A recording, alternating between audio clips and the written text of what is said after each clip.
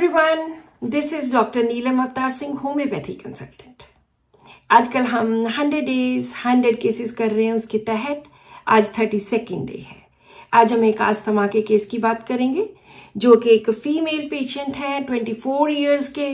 उनको सांस की प्रॉब्लम 4-5 साल से थी और अस्थमा था, रेस्पिरेटरी कंप्लेंट्स थी, जिसमें बहुत पर्टिकुलर 3-4 चीजें बहुत इंपॉर्टेंट थी।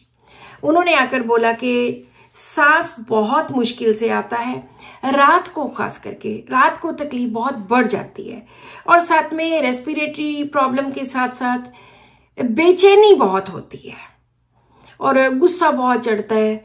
छोटी छोटी बात पे गुस्सा चढ़ जाना, नींद ना आना, रात को कहीं जाग आ गई तो भी मुझे बहुत प्रॉब्लम होती है। मुझे पहले ट्यूबरकुलोसिस की, टीबी की प्रॉब्लम थी, जिसके लिए मैंने एलोपैथी का ट्रीटमेंट करवाया और 9 मंथ्स मैंने दवाई लेने के बाद उससे बिल्कुल फ्री होगी। लेकिन ये जो 4-5 से मेरी सांस की प्रॉब्लम, मेरी अस्थमा की प्रॉब्लम चल रही है, बहुत एलोपैथी ली, उससे भी कोई फर्क नहीं पड़ा। तो एक तो रात को बहुत ज्यादा होता है, दूसरा दिल की धड़कन बढ़ जाती है। दिल की धड़कन जो बस 5-7 मिनट के लिए एकदम पैल्पिटेशन होती है और उसके बाद फिर 5-7-10 मिनट में मैं ठीक हो जाती हूँ।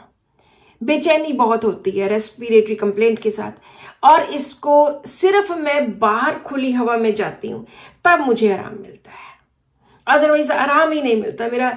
मुझे अंदर कमरे में घुटन महसूस होती है, फिर मैं बाहर जाती हूँ तो खुली हवा में जाकर मुझे आराम मिलता है। और जैसे हमने स्वभाव वगैरह के बारे में पूछा तो उन्होंने बोला कि गुस्सा तो बहुत ज्यादा आ जाता है, बच्चों पे ज्यादा आता है, बच्चे तंग ही इतना करते हैं और छोटी छोटी बात पे गुस्सा आना, बच्चों के चांटा लगा देना, बच्चे की पिटाई कर देनी।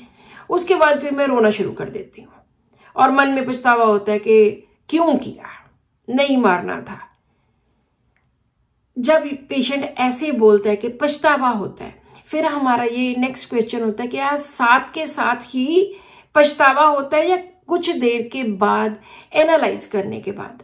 तो उन्होंने कहा नहीं, साथ के साथ नहीं, थोड़ी देर के बाद फिर मेरे मन में होता है कि क्यों ऐसे छोटे बच्चे को मैंने उसके चांटा लगा दिया, उसको मारा, तो बाद में मुझे पछतावा होता है। रोना बहुत जल्दी आ जाना, मैं साथ के साथ ही रो पड़ती हूँ। So this was the case.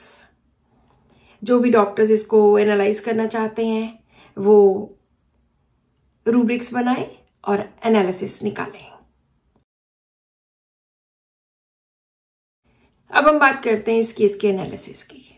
इसमें 3-4 चीजें बहुत ज्यादा इंपॉर्टेंट हैं। मैं हमेशा कहती हूं कि अगर आपको किसी भी केस में फिजिकल सिम्टम बहुत ज्यादा इंपॉर्टेंट मिले तो कभी भी उनको छोड़ना नहीं है। जैसे इस केस में उनको अस्थमा की प्रॉब्लम है, जो उन्होंने बोला कि हमेशा रात को होता है, रात को एग्रीवेशन होती है। तो रेस्पिरेशन डिफिकल्ट नाइट या अस्थमा नाइट, एक भी ले सकते हैं, दोनों भी ले सकते हैं। और उसके साथ क्या होता है कि पैल्पिटेशन, दिल की धड़कन बढ़ जाती है, पैल्पिटेशन होती है और 5-7 मिनट के बाद ठीक हो जाती है। और साथ में बेचैनी, रेस्टलेसनेस विद रेस्पिरेटरी कंप्लेंट्स, उसके साथ धड़कन बढ़ जाना, साथ में बेचैनी होनी और साथ में सांस की प्रॉब्लम, रेस्पिरेटरी कंप्लेंट्स। और आराम कैसे मिलता है?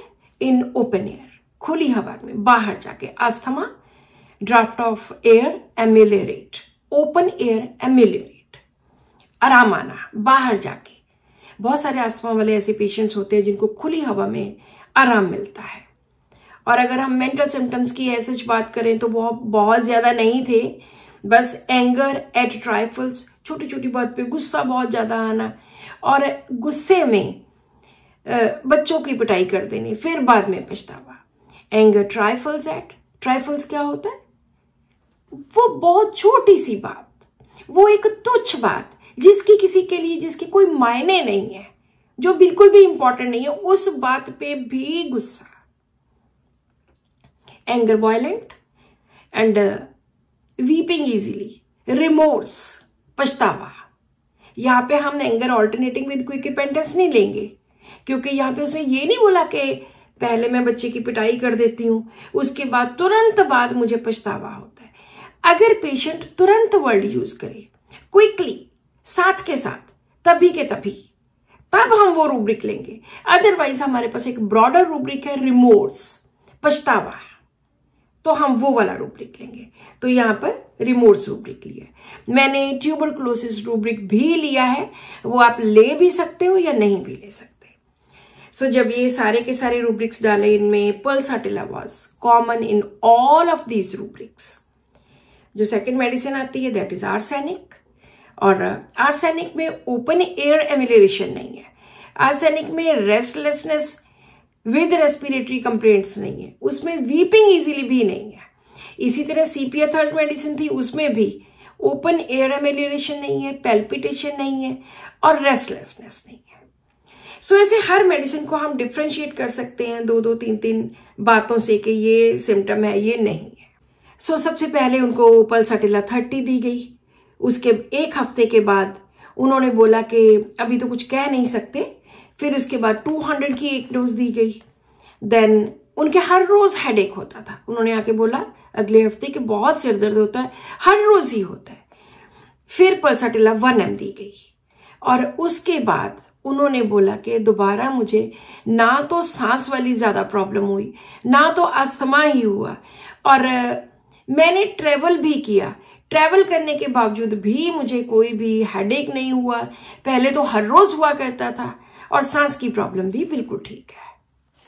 और 2 महीने के बाद जब पेशेंट को काफी फर्क पड़ गया तो उसने बोला कि सांस तो बिल्कुल ठीक है, साथ में जो एसिडिटी एंड जो बर्निंग होती थी, ये तो उन्होंने पहले बताया भी नहीं था, वो भी मेरी ठीक हो गई। जो मुझे एसिडिटी की प्रॉब्लम होती थी और जुकाम रहता था, वो भी ठीक है।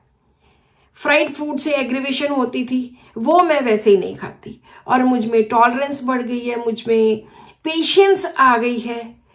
सो इस तरह से पल्साटिला मेडिसिन से ये पेशेंट बिल्कुल ठीक हो गया। So this is all in today's video. Subscribe to my channel, share this video with your family and friends, and keep watching my videos. Thank you.